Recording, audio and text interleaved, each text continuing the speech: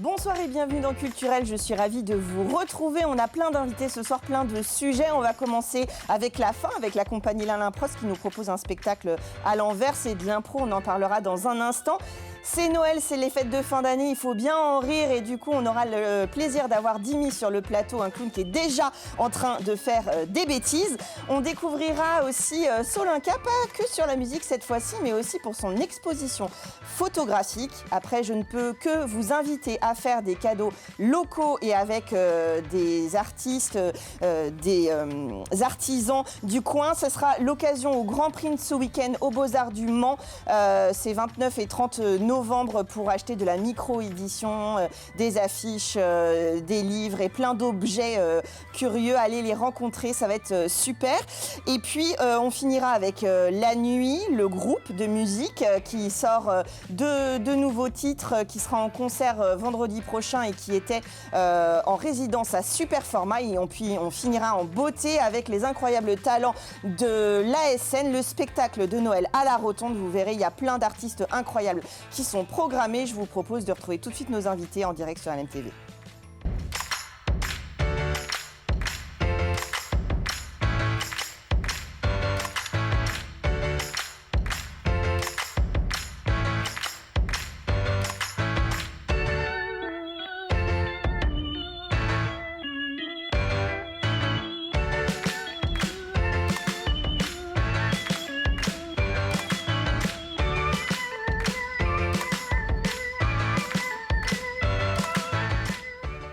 Et dans un instant, donc, on rira avec Dimi Dranzeb. Bonsoir. Bonsoir. Alors, j'ai mis le plus clown des clowns pour expliquer. L'actualité, on en parlera dans un instant. Mais avant, je me tourne vers Anaïs Tempère-Le-Breton. Bonsoir. Elle est là. Bonsoir. Comédienne de l'Improst, du coup, troupe d'improvisation. Absolument. C'est exactement ça. La L'Improst, en fait, c'est un sigle. Ça veut dire la Ligue d'improvisation professionnelle sartoise. Aucun rapport avec l'Improst. Un petit clin d'œil quand même, on est obligé quand même, un petit clin d'œil au sport automobile. Alors, le dimanche 7 décembre, on peut en famille aller à 16h30 à la salle des concerts et vous y jouez Rewind. Oui, je sais, j'ai un très bel accent anglais. Le pitch, c'est un truc à l'envers. Oui, en fait, ce qui se passe, c'est que on est en impro total, c'est-à-dire qu'on ne sait pas du tout quand on monte sur scène ce qu'on va jouer.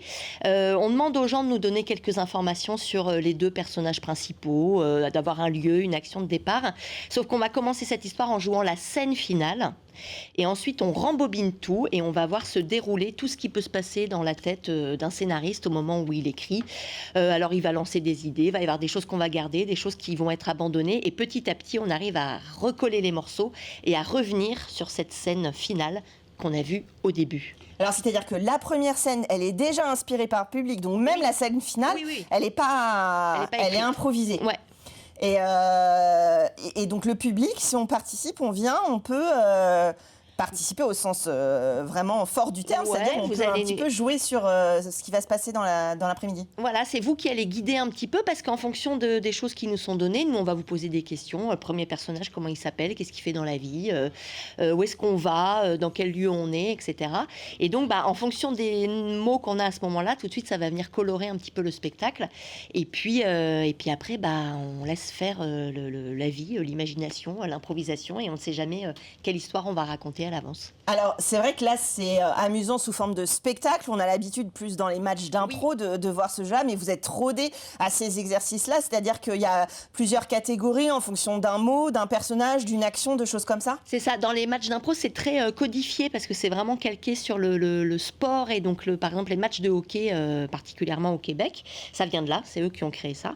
Et donc, l'idée, c'était de défier un peu les comédiens et de leur imposer des catégories, des styles, etc.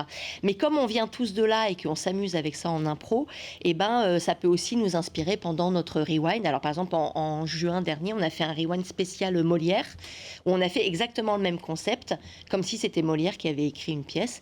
On n'a pas la prétention d'écrire comme Molière, puisqu'on est en impro, mais c'est à la manière d'eux. Et donc, du coup, ça va complètement colorer le spectacle différemment. Donc rewind, c'est jamais deux fois la même chose. C'est hyper accessible, on peut venir avec ses enfants, c'est du théâtre grand public. Oui, c'est ça. Et puis nous, on reste en impro, donc en fait, on s'adapte aussi aux personnes qui sont dans la salle. Et donc, c'est aussi à nous de sentir le public. S'il y a beaucoup d'enfants et que c'est familial, on va aussi adapter pour que ce soit accessible à tout le monde. Oui, on n'affiche pas tout le monde, on voit en fonction un peu des têtes, j'imagine. C'est ça. Et puis c'est vraiment participatif. Ce qui est très rigolo avec l'impro, c'est que les gens sont vraiment avec nous. Et comme ils nous ont donné les premières consignes, ils nous challengent aussi un peu comment ils vont s'en sortir avec ce lieu complètement improbable. Et donc après, ils sont avec nous en disant mais comment ils vont faire pour raccrocher les wagons et recoller les morceaux de cette histoire complètement décousue.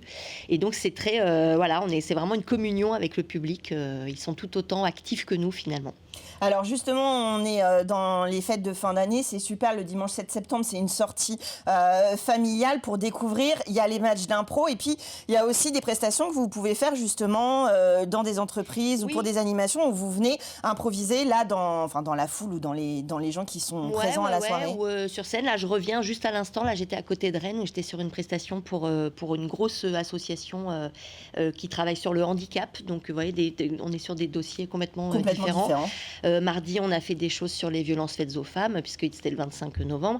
Donc, on a l'habitude aussi de mettre l'impro au service de plein de thématiques, même quand c'est pas des thématiques rigolotes, j'allais dire surtout en fait parce que nous on va essayer d'apporter un petit décalage et d'amener une espèce de légèreté et une façon différente un peu de voir les choses, même si au départ le sujet est pas évident. Ouais, ça permet de parler justement de tous les sujets. Ouais. On vous suit sur les réseaux sociaux, sur votre site internet? À fond, on est à fond. On a un site internet, on a Facebook pour les plus anciens, paraît-il, Insta et c'est tout. On n'est pas encore sur TikTok et tout ça. Ouais. C'est déjà pas mal. Hein. Ouais, c'est déjà pas mal. Et puis vous faites déjà de l'impro sur scène, donc vous n'êtes pas obligé. Ouais, je vous avoue que sur les réseaux, on est moins. Vous n'êtes pas trop sur les faux semblants, vous êtes sur l'impro, sur le direct. Voilà, c'est ça. Donc, exactement. On va dire ça comme ça.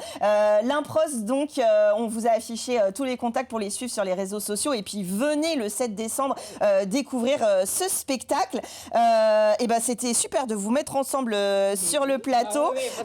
Dimi, qui a envie, qui nous fait rire tout le temps en fait. On fait ce qu'on peut avec ce qu'on a. Ah bah oui, mais on part pas tous exactement pareil.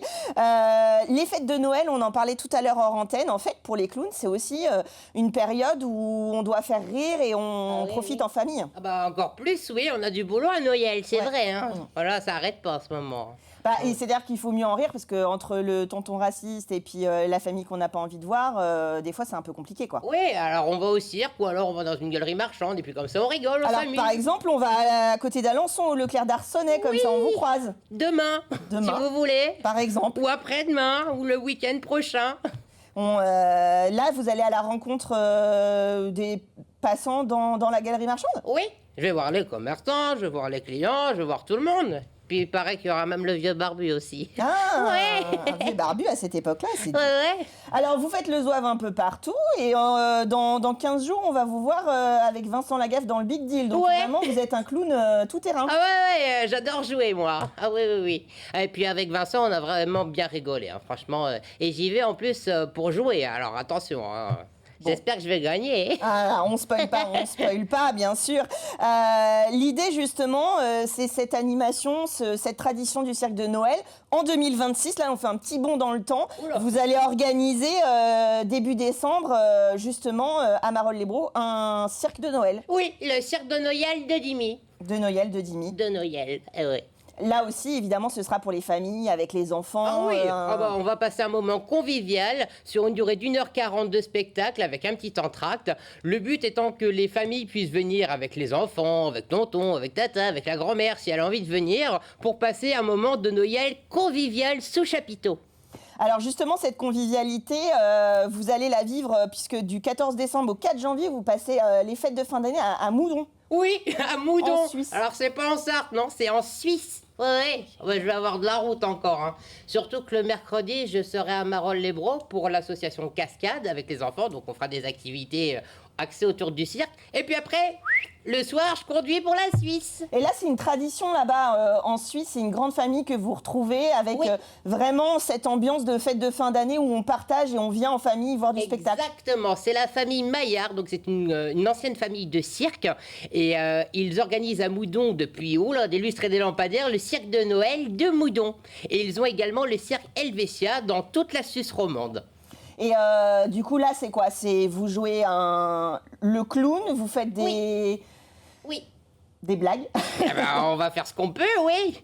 Puis aussi de la musique. Oui, des fois, je suis un peu poétique.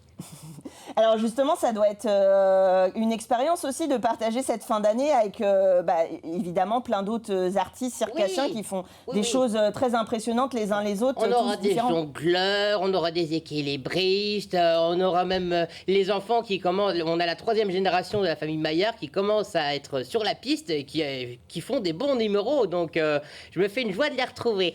Oui, c'est vrai. Et est-ce que clown, c'est héréditaire? Est-ce que vous avez hérité ça? Oui. Donc c'est comme toutes les familles de circassiens en fait. Voilà, quand on a un comique dans la famille, je crois qu'on peut s'en tirer un petit peu. Alors aussi avec le look quand même, parce que c'est Dimi le clown qu'on reçoit ce soir. Un beau maquillage, j'ai une même belle mis mes tenue. bouloutins en plus, tu les as vus tout à l'heure. Voilà. Le gros bouloutin. Ouais. Donc c'est vrai que c'est un personnage comme ça et qui fait partie de votre vie parce qu'on disait on peut vous voir à Arcenay, il est tombé, on peut vous voir dans les galeries marchandes, ça fait partie de vous maintenant, c'est votre double un peu. Eh ben oui, quand je suis dans le coin, on m'appelle, on me dit « Hey Dimi, tu viendras pas nous faire l'animation ?» Ben je rapplique. Et ça vient, vous êtes à Marolles-les-Braaux, donc évidemment vous allez partout en France et même jusqu'à la Suisse. Ah oui.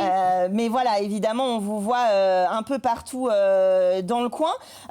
On vous suit sur Facebook et sur Insta, parce que vous faites des bêtises sur les réseaux aussi. Oh, partout. Oh, j'adore ça, moi, aller sur Instagram. Ah oui, on m'a appris à faire des réels l'autre fois. Moi, je suis pas encore sur TokTok, par contre. Hein. Moi non plus, je suis de l'ancienne école. Hein. Et du coup, on peut vous suivre. Il y a un petit côté, on est assez proche de vous sur les réseaux sociaux. C'est vrai que bon, je suis un peu chauvine. On est sur LMTV Sarthe, mais en tant que Sartois, oui, c'est vrai que c'est un peu sympa de suivre vos aventures. Et puis régulièrement, on vous retrouve dans le coin. Oui. Oh bah j'aime bien revenir par ici quand même. Hein. Ah oui. Et donc à Alençon, enfin à côté d'Alençon, à Arcenay, au Leclerc, voilà, jusqu'à mi-décembre, on vous retrouve. Voilà, mais on est en Sarthe. Après, on vous retrouve à la télé. Et puis on va, si vous passez vos fêtes de fin d'année en Suisse, vous pouvez aller au cirque de Moudon. Ah oui, venez me voir. Et l'année prochaine, on se reverra. Vous reviendrez sur le plateau pour nous parler du cirque de Noël en décembre 2026. Évidemment. Ça, ce sont une partie des propositions, mais il y en a plein d'autres. C'est tout de suite dans Culturel.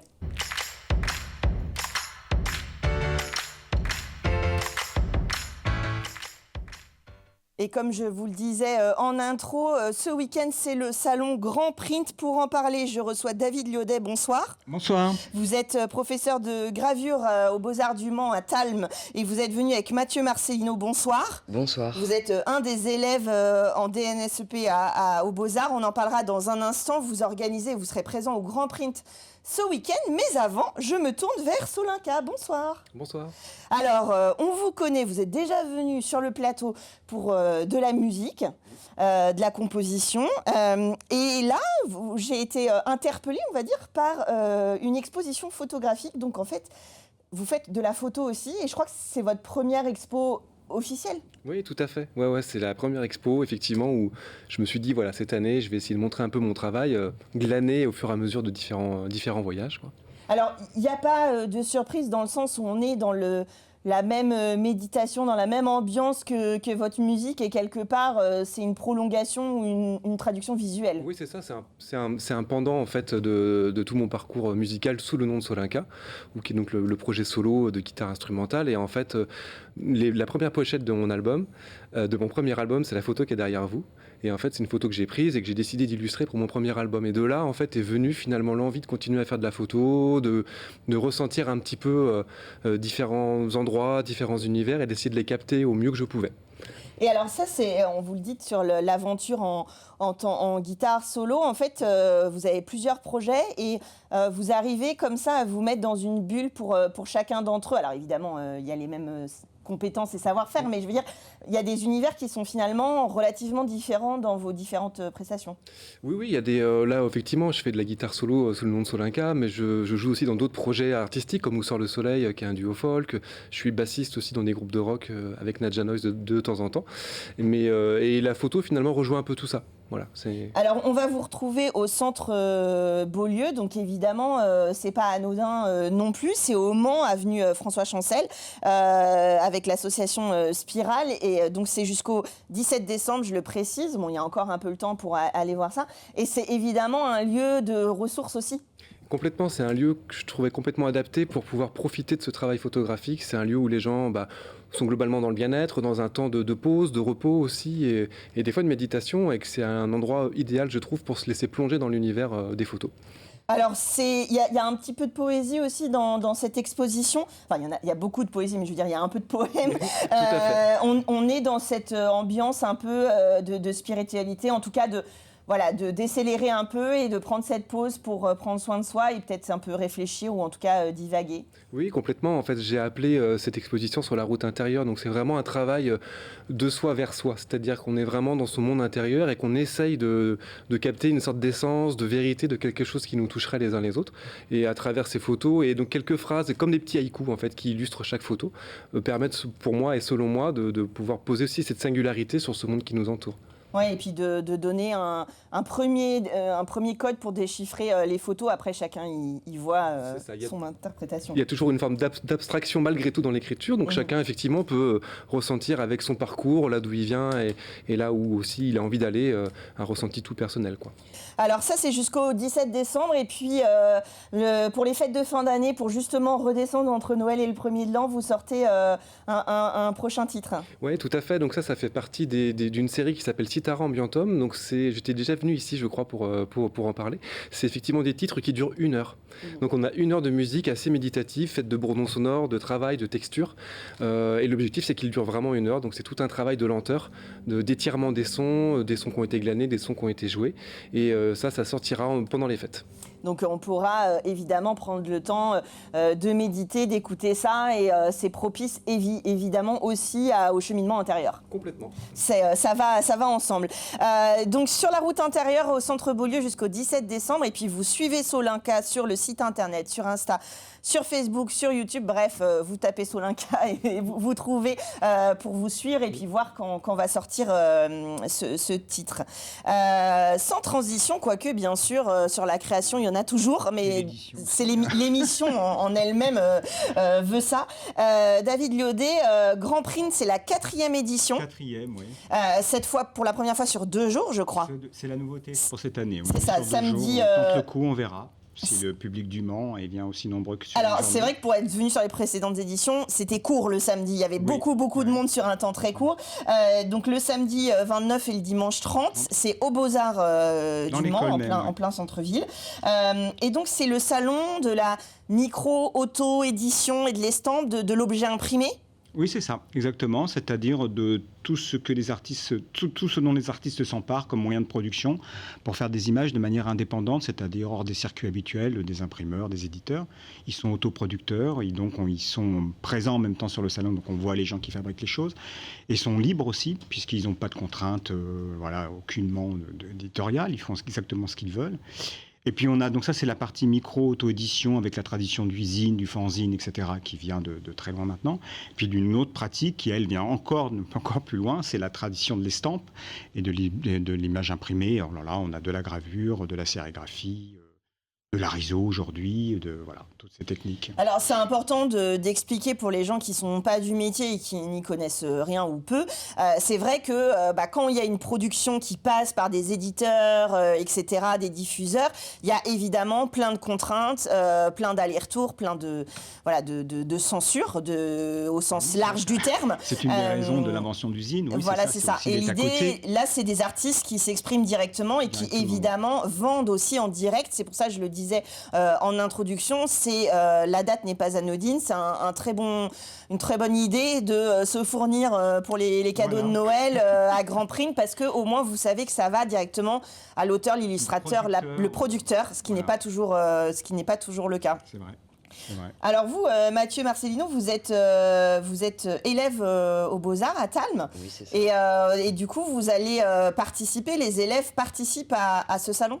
Oui, les étudiants vont participer à ce salon. Donc, c'est les étudiants autant du premier que de la 5e année. Donc, il y aura pas mal de techniques diverses. Et aussi, les cours du soir vont participer. Donc, ils vont également vendre pour ceux qui veulent vendre et exposer pour ceux qui désirent uniquement exposer. D'accord, donc c'est vraiment, là encore, c'est libre, c'est en fonction des pratiques de chacun. J'imagine que tout le monde est dans la production, mais pas dans l'auto-édition d'un objet imprimé. Si, il y en a quand même quelques-uns, pas tout le monde, mais je pense que ça fait aussi partie de la pudeur aussi au sein de l'école, qu'on est un peu timide, mais il y a pas mal d'étudiants qui viennent. Tout Talm, donc c'est-à-dire Tours et Angers ont également, les étudiants de Tours et Angers ont également été invités. Oui, parce que c'est Tours, Angers, Le Mans, Talm, pour ceux qui n'auraient C'est pas ça. compris le nom des Beaux-Arts maintenant. Moi, je suis de l'ancienne école, donc je dis toujours les Beaux-Arts, mais c'est Talm. La place de, justement, l'estampe dans votre corpus, dans vos études, elle est relativement importante parce qu'on peut se dire, comme toujours... Oui, alors il y a le professeur et l'élève à côté, donc la question c'est un peu biaisé, mais même moi j'attends une réponse particulière. Non, mais évidemment c'est quelque chose encore qui a son importance et qui évolue aussi avec les nouvelles technologies, j'imagine. Oui, ça évolue beaucoup. Après, nous dans l'école, on a évidemment Monsieur Liodet qui nous permet d'apprendre la gravure, ce qui est quand même une plus-value assez importante pour les écoles d'art. Oui, ça te fait plaisir. Après, ça dépend aussi de certains étudiants. Ouais, c'est ça. Il y a une accroche aussi qui se fait. Est-ce que le médium, il nous plaît? Est-ce qu'on aime travailler comme ça? Après, je pense qu'on peut jouer aussi avec les deux. Oui, c'est ça. En fait, c'est ce que j'allais dire. Il y a un retour parfois, comme à certaines formes d'artisanat, sur les impressions, sur l'estampe. Il y a un retour des fois au fait main et justement au circuit direct, on va dire. Parce que moi, je suis une génération qui a vu les ateliers de gravure fermés dans les écoles d'art il y a 30 ans maintenant. Et aujourd'hui, il y a un retour qui est dû aussi à un retour du dessin, un retour de la peinture, c'est-à-dire qu'il y a... Alors, c'est pas un retour au sens réactionnaire du terme, c'est juste une envie de redécouvrir, de repasser par des médiums qui sont des médiums directs, en fait, et anciens, et avec des capacités plastiques et esthétiques qui lui sont particulières. Même si, évidemment, entre un fanzine et une gravure à l'eau forte, il y a un monde... C'est ce que j'allais dire. Alors, il y a des équipements aussi à Talm, c'est que vous pouvez pratiquer certaines... De montrer au public qui viendra à Grand Print. L'atelier de gravure est ouvert, donc ça permet aux gens de comprendre aussi qu'est-ce que ça veut dire une œuvre matricielle, qu'est-ce que ça veut dire qu'une matrice, qu'est-ce que ça veut dire que de graver, etc. Donc ils auront la possibilité de voir des tirages qui seront effectués pendant le salon, soit aussi avec nos amis de l'Aracle qui viennent aussi faire de la sérigraphie sur place. Donc c'est aussi un moyen de rencontrer aussi ces techniques-là qui sont parfois un peu compliquées pour les gens de comprendre où est l'image, où est le support. Ça peut être abstrait entre l'image et le rendu, entre la matrice, parce que c'est reproductible, mais évidemment chaque exemplaire est unique. Donc cette notion-là, elle est difficile à capter parfois. Et du coup, il y a des spécificités. L'atelier de gravure à Talm, vous faites tous les types de gravures? Tout, oui, on fait, sauf la sérigraphie qui commence un petit peu à rentrer dans l'école et la lithographie, malheureusement, parce que moi je suis lithographe avant d'être graveur, mais pour l'instant on n'a pas de presse lithographique. Sinon, on fait toutes les pratiques traditionnelles, de la gravure sur bois, sur métal, voilà, il n'y a pas de problème. Et puis évidemment des choses en photocopie, bien sûr. des choses éditées avec des supports très différents, puisqu'aujourd'hui le monde de l'art contemporain c'est aussi celui-là. Donc moi j'ai pas de problème à faire de l'édition avec la photocopieuse ou voilà. Donc ça fait partie de leur apprentissage. Et c'est déjà un retour aux sources pour certaines générations. On n'est pas obligé de retourner à Gutenberg pour utiliser la presse. C'est vrai que les artistes ont toujours réinventé les techniques anciennes. C'est-à-dire que la photocopie, même aujourd'hui, ça peut paraître un médium un peu vieux. Enfin, bien sûr. Voilà, mais aujourd'hui, les artistes la RISO, par exemple, a été sauvée par les artistes. Qui est en train de disparaître. La sérigraphie aussi, d'une certaine manière. Donc les artistes ont toujours maintenu et soutenu ces pratiques-là. Et puis on a la chance au Mans parce que c'est quand même assez vivant justement en termes d'ateliers, sérigraphie, risographie, etc. Il y a quand même cette culture, je ne sais pas vous Mathieu comment vous vous situez par rapport à ça, mais ça me semble quand même en émulation autour de l'édition. Oui, c'est une école qui est très riche dans toutes ces pratiques au global et il y a aussi... En fait, on partage aussi énormément entre chaque élève, donc ça nous permet de développer des pratiques aussi dans différents endroits. Je pense notamment à une camarade de ma promotion qui m'a permis de développer mes pratiques en céramique et de les penser en gravure. Et elle, qui fait l'inverse, qui pense comment faire en sorte que la gravure aussi puisse s'intégrer à la céramique à l'aide des mailles, etc. Donc c'est énormément de partage, beaucoup de partage finalement, et c'est tout le temps, c'est très, comment dire, excusez-moi, je n'ai pas mes mots. Non, mais c'est vivant. C'est un peu l'idée de ces écoles aussi, et c'est ça qui est beau quand on arrive à remélanger toutes ces techniques au service finalement d'un projet, d'une idée, de quelque chose à dire, et peu importe finalement la matière, bien sûr, tant qu'elle est réalisée à la main, et c'est l'idée du Grand Print, et c'est ça, vous le disiez tout à l'heure, l'important c'est que vous allez acheter directement au producteur, donc vous pouvez demander pourquoi, comment c'est fait, etc. Et c'est ces discussions-là qui sont super, et on le voit sur les grandes tablées des premières éditions, évidemment, l'échange a toute sa place dans l'école à ce moment-là. C'est aussi une vision de l'art contemporain qui permet de montrer qu'il est accessible, l'art contemporain, notamment l'image de des grands collectionneurs, etc. Et on s'aperçoit qu'on peut faire des collections d'œuvres d'artistes pour quelques euros. À Grand Print, il y a des œuvres qui commencent des fois à 50 centimes, et qui sont des œuvres originales, qui ne sont pas des œuvres galvaudées ou des reproductions, qui sont vraiment des œuvres pensées pour être accessibles. Et donc ça donne une autre image aussi de l'art contemporain, un art ouvert, visible, où les gens sont là, il n'y a pas de problème. Et qui n'est pas contradictoire justement dans un établissement comme Tal, mais c'est intéressant justement de parler de cette accessibilité. Vous faites bien, parce que des fois on se fait tout un film de ce que pourrait être un cadeau fait main par justement un artiste comme ça. Et en effet, il y en a pour tous les prix, donc vous n'avez aucune excuse. Vous passez à Grand Print ce week-end, donc samedi et dimanche 29 et 30 novembre à Talm, en plein centre-ville du Mans. Donc en plus on peut faire un petit crochet jusqu'à 20h samedi et 18h dimanche. Merci beaucoup d'être venu nous parler de ce salon. Merci Solinka, on vous retrouve au centre Beaulieu ou sur les réseaux, et on écoute, on médite sur votre musique, et puis nous on finit avec d'autres propositions tout de suite dans Culturel.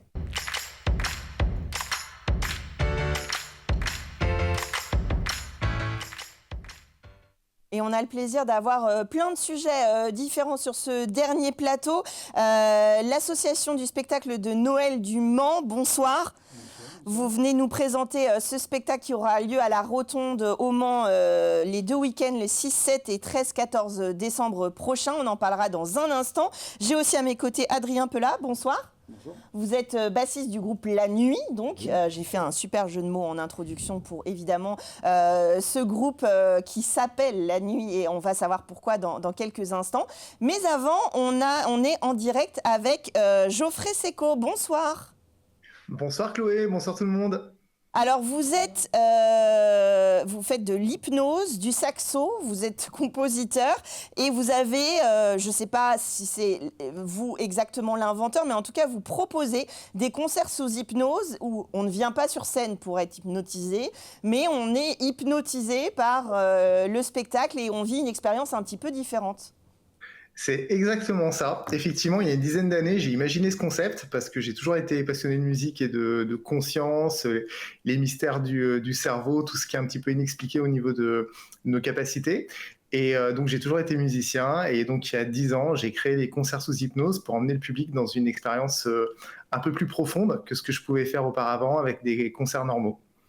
Alors, je vais poser une question basique, mais du coup, par rapport à l'hypnose, sur le concert comme ça marche tout le temps, ça marche sur tout le monde. Est-ce que vous avez des difficultés en fonction des salles dans lesquelles vous vous produisez ? Alors, c'est une très bonne question. C'est vrai qu'avec l'hypnose de spectacle, on pourrait croire que l'hypnose fonctionnerait sur une faible proportion de la population, parce que l'hypnotiseur de spectacle va faire des tests hypnotiques et va sélectionner les plus réactifs pour les faire monter sur scène, et là leur faire plein de choses drôles et tout.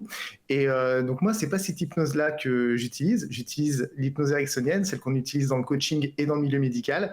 Et cette hypnose-là s'adresse à tout le monde. Donc là, il n'y a personne qui monte sur scène pour faire la poule.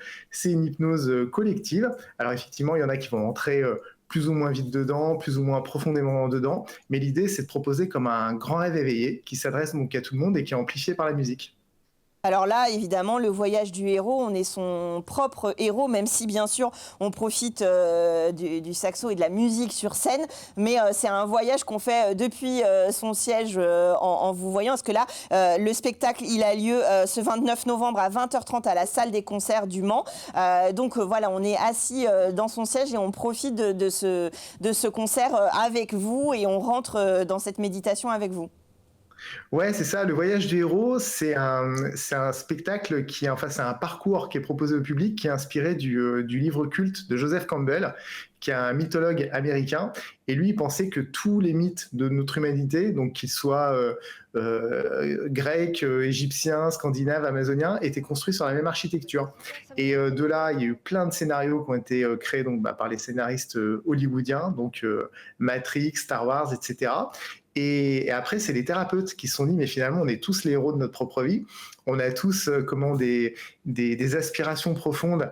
En même temps, des choses qui vont nous limiter pour les réaliser. Donc souvent, c'est des peurs, c'est des croyances, c'est des traumas, c'est des pensées qui sont un peu obsolètes. Et en même temps, on a des ressources pour les dépasser. Et donc, ils ont créé un protocole d'hypnose qui s'appelle le voyage du héros. Et c'est ce que je propose au public, c'est qu'ils fassent leur voyage du héros. Donc, je leur propose de se connecter à une intention qui est intéressante pour eux, pour leur évolution. Donc, ça peut être tout ce qu'ils veulent. Ça peut être demander une augmentation à leur patron, se remettre à la peinture. Et généralement, derrière ça, il y a toujours une peur. Est-ce que je suis légitime pour faire ça? Est-ce que j'ai le temps? Comment le monde va me voir si je m'en mets à la peinture? Donc, finalement, ils vont faire leur parcours du héros pour à la fin donc sortir du spectacle avec de nouvelles ressources et puis une motivation grandie. Donc, c'est très beau parce que les gens sont vraiment galvanisés à la sortie du concert. Alors, je vous invite évidemment à aller voir la bande-annonce en ligne sur le site internet. On vous suit aussi sur les réseaux sociaux pour voir toutes les interventions que vous pouvez faire. Et puis, on vous retrouve le 29 novembre à 20h30 à la salle des concerts. Merci d'avoir été avec nous. On vous retrouve donc le 29 pour le voyage du héros. Merci beaucoup, Geoffrey. Merci, Chloé. Avec plaisir. Avec plaisir. Sans transition, quoique peut-être la nuit, il s'en passe des choses. Donc, Adrien Pelat, vous êtes le bassiste du groupe.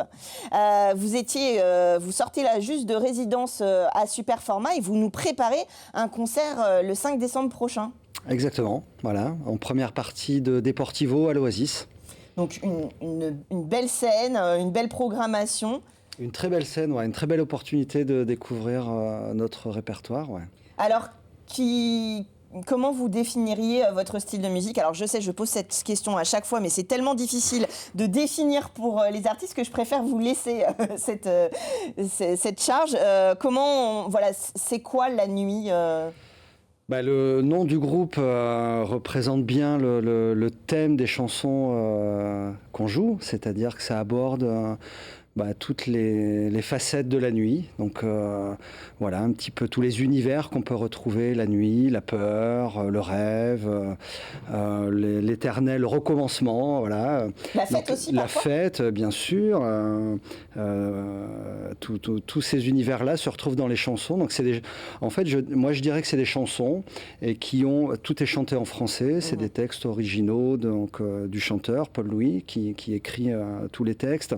Et après, les arrangements diffèrent un petit peu, donc c'est là où on va retrouver différents univers. On peut retrouver des morceaux très festifs, il y a du saxophone notamment qui peut porter assez ces arrangements-là. Il y a des morceaux un peu plus sombres, il y a des énergies rock parfois, il y a des titres aussi qui sont plus slamés. Voilà. Donc en fait, c'est vraiment une continuité d'univers autour de la nuit, quoi. C'est vraiment plus ça. Dans un univers dans lequel vous nous plongez et que vous partagez avec nous. D'ailleurs, les derniers titres, avant, évidemment, c'est une chanson justement autour de est-ce que c'était mieux avant ou pas, et évidemment on y met chacun son ressenti. C'est des thématiques comme ça qui peuvent paraître banales, mais qui finalement, c'est vrai, avec votre tonalité, nous emmène déjà dans un univers et un début de réponse. En tout cas, on a vraiment l'impression de cette proximité et de partager avec vous c'est vrai, cet univers. On a l'impression que vous nous emmenez dans ce groupe-là, justement, qui est assez convivial, en tout cas sur scène ou quand on voit dans vos clips. Il y a vraiment une atmosphère qui s'en dégage avec les images que vous avez de Pascal Boudet, etc. Vous êtes vraiment aussi sur le travail de l'image en général. Oui, alors le travail de l'image, effectivement, ça nous a occupés à plusieurs reprises. On a fait plusieurs clips. L'un de nous est de métier photographe et vidéaste, donc ça c'est sûr que ça amène des inspirations là-dessus. Mais c'est vrai que dans les clips, on va retrouver cette notion de raconter une histoire, de plonger dans l'univers de la chanson, des textes qui portent cette chanson, des arrangements musicaux. Ouais. Oui, c'est une narration que, voilà, comme c'est écrit en français aussi, voilà, c'est vraiment des chansons où on peut écouter le texte et rentrer avec vous. Et d'ailleurs, en parlant de l'image, dans Regarde, il y a des fois des punchlines qui sont écrites. Et justement, l'image est un manifeste. On est vraiment sur cette idée-là de tenir le message, quels que soient les modes d'expression et les titres que vous proposez. Oui, tout à fait. Regarde, c'est l'un des derniers titres qu'on a publié, qui est un regard sur notre société actuelle de l'image, effectivement, et titre qui précédait donc le dernier titre publié avant, qui lui est un regard peut-être chargé d'une certaine tendresse pour nos années d'enfance dans les années 80-90, pour s'interroger un peu sur où on en est aujourd'hui, où est-ce qu'on va demain. Il y a pas forcément de nostalgie, c'est juste un peu de tendresse du passé. Bien sûr. Pour se projeter plus loin. Alors, évidemment, c'était absolument pas négatif de ma part, mais c'était plutôt aussi de se raccrocher. Vous le disiez, vous êtes compositeur, auteur, vous chantez en français, on vient vous voir sur scène.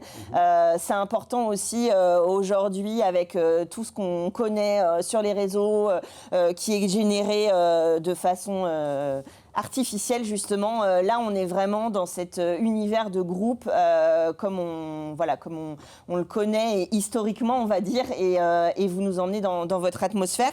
Le 5 décembre avant Deportivo, et puis on vous suit sur les réseaux pour savoir un peu vos prochaines dates, parce que j'imagine que ce travail de résidence à Superformat, il va aller au-delà de ce concert du 5 décembre. Oui, c'est un travail de résidence plutôt axé sur le son. On a beaucoup travaillé avec notre ingénieur son Axel Taillandier pour optimiser nos réglages, notre son de plateau, quoi.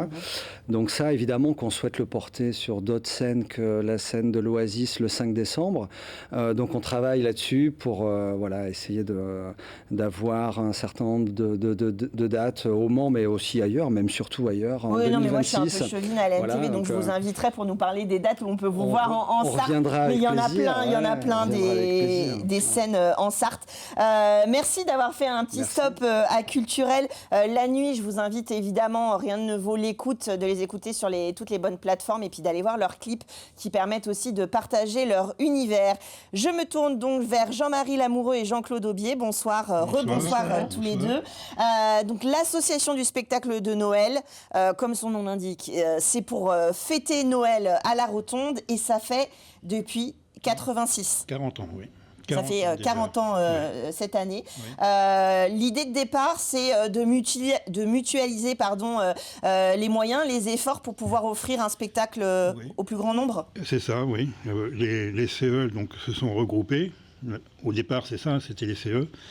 Et donc, ça permet d'offrir un spectacle de qualité au plus grand nombre et à des structures plus petites qui ne pourraient pas le faire tout seuls. C'est ça, parce que évidemment, en se regroupant tous, on a un plus grand nombre de places et donc un budget plus important qui permet de faire une programmation globale. On travaille sur une... un tarif intéressant. Oui, c'est ça. Donc on a une cotisation annuelle par salarié donc pour les structures. En 2025, c'est 13,60. Vous voyez, c'est pas très élevé. Et en plus, il y a un coefficient de distribution de billets de 1,50. Vous avez 100 salariés, on vous en distribue 150. Donc, ça ramène un prix de billet à 9 €. Trouver un spectacle de cette qualité à ce prix, je vous mets au défi, oui, sans aucun doute. Alors justement, on y voit, alors il y a beaucoup d'art circassien, je le disais tout à l'heure, beaucoup d'incroyables talents, je fais référence évidemment à ces univers-là. Il y a du trapèze, il y a du jonglage, des acrobaties, il y a des choses toutes plus impressionnantes les unes que les autres. Et puis chaque année, vous changez les numéros et ça vient de partout. Oui, il y a 12 nationalités cette année. Mexique, oui, nous, ouais. Belgique, Mexique, Allemagne, Pologne, Ukraine, et j'en oublie, Portugal. C'est une sacrée installation parce que, alors, il y a des spectacles, bon, avec des chiens jusque-là, je pense que ça va à peu près, mais on a quand même un énorme globe avec 5 motos dedans. Qui vont oui.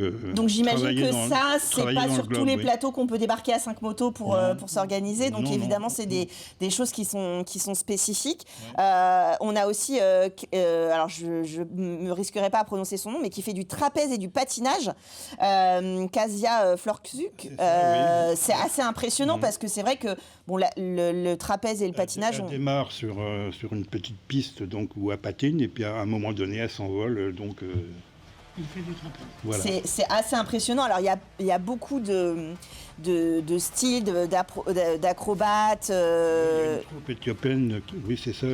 Non, de Guinée. Il y a une troupe de Guinée qui fait de l'acrobatie, le voltige, qui est qui fait des pyramides, des choses comme ça. Ouais. Et on a des spectacles, on va dire, un peu plus humour, un peu plus doux. Je parlais tout à l'heure de Gina Giovanni avec les chiens, et les perroquets aussi avec Alessio. J'ai vu des extraits, c'est très impressionnant. Très beau, oui. Et puis il y a le traditionnel clown. Oui. Qui est français. Qui est français, donc qu'on peut suivre, évidemment. Qui a fait, c'est le français, d'ailleurs. Oui, et qui a fait Monte Carlo. Donc il a un bon CV déjà. Il a un bon CV, oui. Le spectacle, il dure combien de temps ce spectacle Le spectacle, c'est 1h50 à peu près. Là. Ouais, c'est ça. On est sur 11 numéros, donc 1h50 plus l'entracte de 20 minutes. Bien sûr. Alors, comme vous le disiez tout à l'heure, l'ASN, c'est à la base pour les comités d'entreprise, mais il y a 8 séances qui sont ouvertes au public.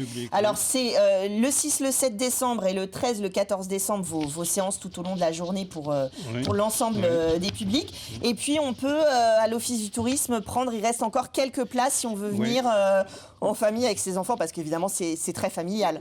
Cette année, on a moins mis de place à l'Office parce que donc, nos séances étaient bien pleines par rapport à nos adhérents. Donc, ils ont c'est une bonne nouvelle. C'est une bonne nouvelle, oui. Ils ont eu 400 places cette année. Donc, et ça marche bien.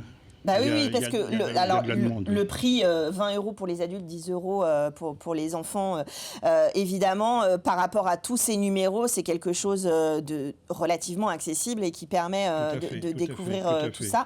Et puis, il y a des choses, on l'a dit, mais du jonglage, de l'aérien, il y a du pilotage de drone avec le show pilote d'avion. C'est un petit avion qui vole autour de nous. Il y a vraiment faire voler dans la tribune, et voilà. Donc il y en a évidemment pour tous les goûts et tous les âges. Enfin, je veux dire, voilà, du plus petit au plus grand. On n'est pas obligé d'avoir un enfant avec soi pour avoir l'excuse de venir vous voir. C'est un spectacle pour la famille. Voilà. C'est pas que pour les enfants. Oui, c'est ça. Parce que si on analyse le public, il y a toutes les tranches d'âge. Bah oui, c'est comme dans les comités d'entreprise. Après, c'est vraiment le spectacle de Noël tel qu'on l'entend, c'est faire la fête tous ensemble, quelque chose de joyeux, de poétique. Et puis c'est plus intéressant quand même de venir les voir en vrai. Évidemment, c'est pas du tout les mêmes émotions que de les voir à travers un écran. Donc j'invite les gens à aller voir ce type de spectacle aussi, parce que c'est pas tous les jours que ces artistes-là passent sur une scène sartoise. Oui. Je voudrais souligner aussi qu'on offre donc au Secours populaire français et puis au Resto du Cœur des billets. Cette année, on a remis 560 billets à ces deux structures. Donc, qui permettent aussi de partager, bien sûr, avec le plus grand nombre. Voilà. Parce qu'évidemment, je parlais d'accessibilité tout à l'heure, c'est pas la priorité pour ces personnes-là, bien sûr. Donc, c'est un beau projet. L'association qui a 40 ans. Et d'ailleurs, vous allez vendre un calendrier. Vous avez fait un très beau calendrier avec des photos des artistes. Un programme calendrier, on va dire. dire. Le calendrier 2026 et vous avez le programme 2025. les photos des artistes 2025 dans le calendrier 2026. Donc voilà, on peut participer justement à l'association à notre hauteur en achetant ce calendrier.